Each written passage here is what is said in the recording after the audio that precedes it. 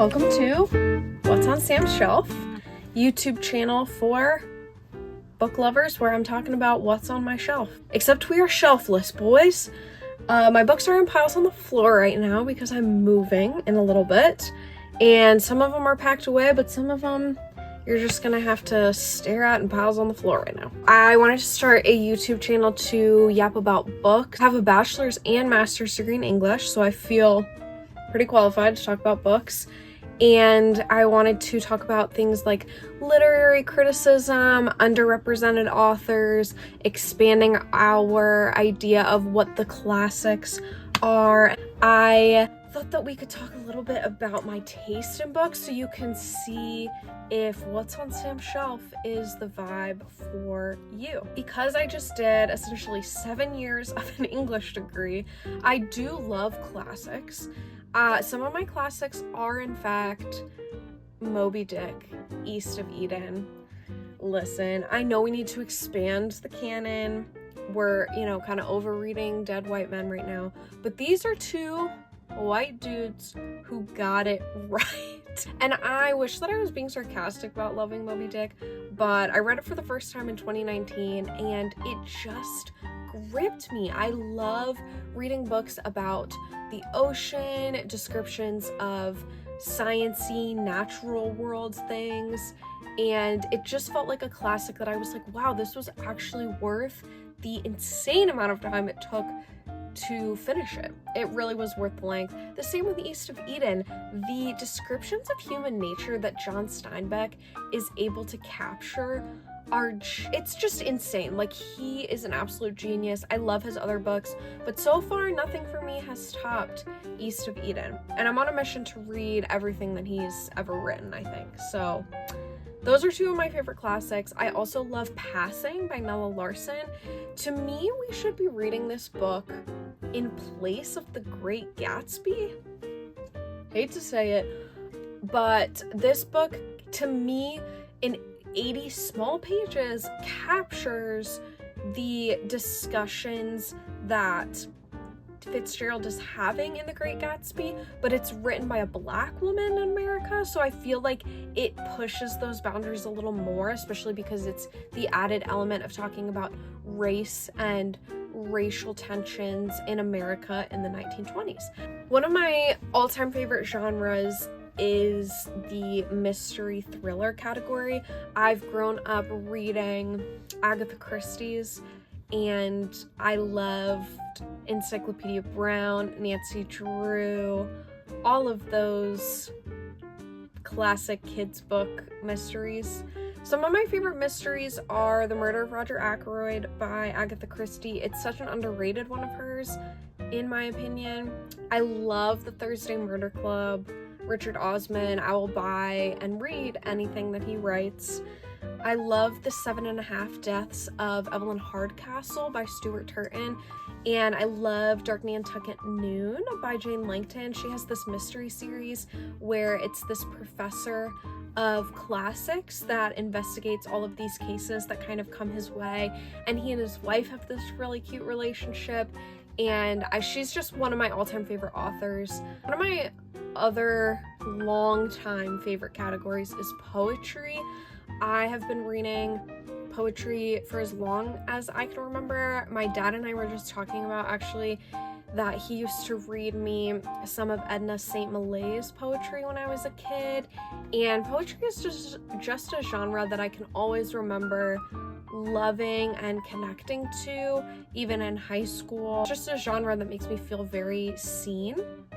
Some of my favorite poets are Safia El-Hello, Franny Choi, and Richard Blanco, and Walt Whitman, of course. Safia El-Hello is one of my favorite poets. She has a collection called Girls That Never Die, and it's about her Sudanese American identity, and I just love her writing because she creates such vivid images in her poetry, and also is so gently powerful, if those are two words that can be used together, which is also the reason I really love Franny Choi's The World is Ending, the world keeps ending and the world goes on.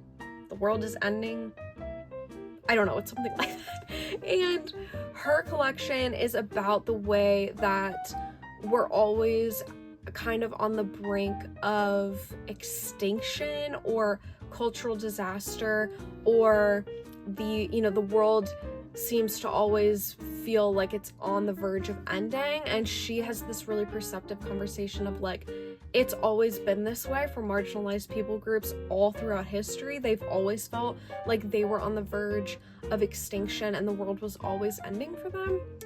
And then one of my other favorite collections is called Looking for the Gulf Motel by Richard Blanco. He also has this really distinct voice because it fluctuates between being very quiet and gentle and very powerful. He has amazing descriptions and poems about his family and this Cuban American identity that he has. And he was the poet laureate, I believe, under Obama. And he talks about his Florida upbringing and all of the nuances that come with being a Cuban American in Florida. And all of those poets just have this really keen sense of observation about what it means to be an American, but also an American where part of your identity is coming from this other country or place that maybe your parents belonged to, and then you kind of have these like a foot in both worlds. I love poems like that. So kind of in the same vein as Richard Blanco, I grew up in Florida most of my life, and so I love books and poetry collections about Florida because it's this place of just insane nuance. You have a very large spectrum of political identity happening there. The seasons never change. It's hot and sticky. You rarely ever meet a person who's like born and raised in Florida, but at the same time, when you meet people that are, they have this sort of like cultural myth about their family who, has maybe been in the state of Florida for generations. The hurricanes and weather come and destroy everything, so nothing is there permanently. And it just feels like a place that if you're able to write about it, whether you're from there or lived there or not, it feels like a very sacred and special gift, and it feels very intimate to me personally. So I love reading stuff like that where people are able to capture that essence in a very specific way. If you're writing about Florida, chances are I'm probably gonna read it. Another subcategory of books that I love to read is I love culinary memoirs, and also I just love novels that incorporate food or descriptions of food in some way. Kitchen Confidential is actually worth the hype. That book blew me away. It reads like a narrative even though it is a memoir by Anthony Bourdain. Stuff like that, I love to eat. I love to eat. I love to read about people who love to eat, and I also love to read about that culinary world. Another sub-genre that's very specific that I love is I love light sci-fi.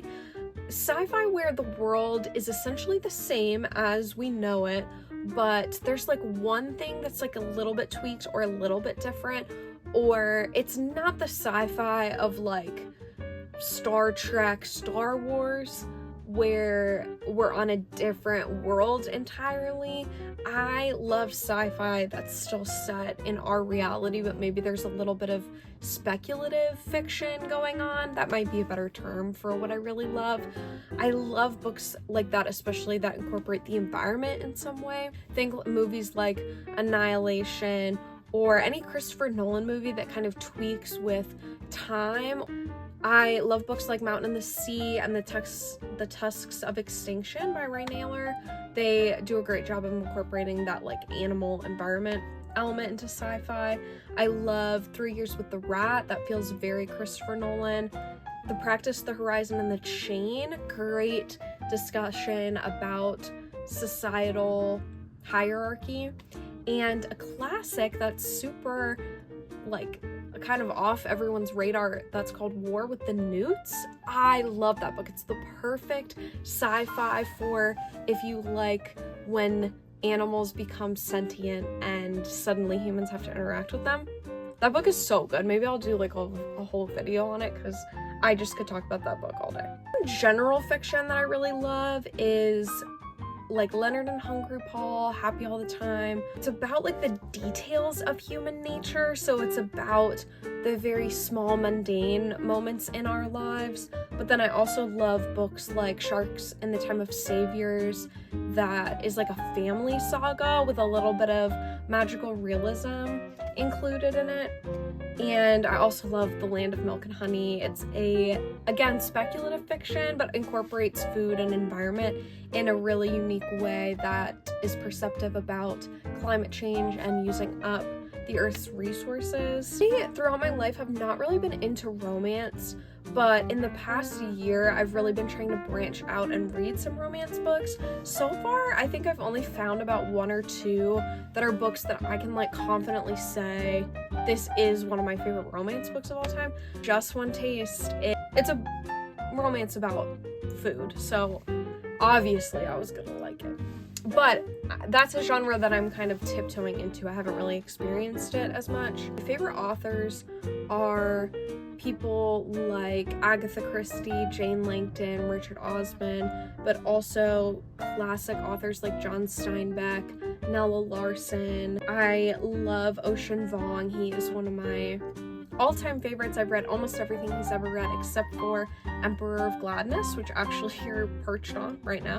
I also love Stuart Turton. He did the 7.5 Deaths of Evelyn Hardcastle, but then he also did The Murder at the End of the World and The Ship, The Dark... Crap, what is that book called? The Devil in Dark Water. Got it. He is an author that I think after the first book, everybody was like, oh, nothing has really lived up to this. But for me, all of them I think might be 5 out of 5 stars, if not 4. I did my Masters of English thesis project, if you could call it that, on eco-magical realism, which is basically just a combination of eco-criticism and magical realism. So I'm always looking for books that kind of fit into that genre. So that's what's on Sam's shelf. Thanks for tuning in. Let me know if you have any similar interests to my reading tastes, or if you have any books to recommend that kind of fall in any of those categories. And I'll see you next time.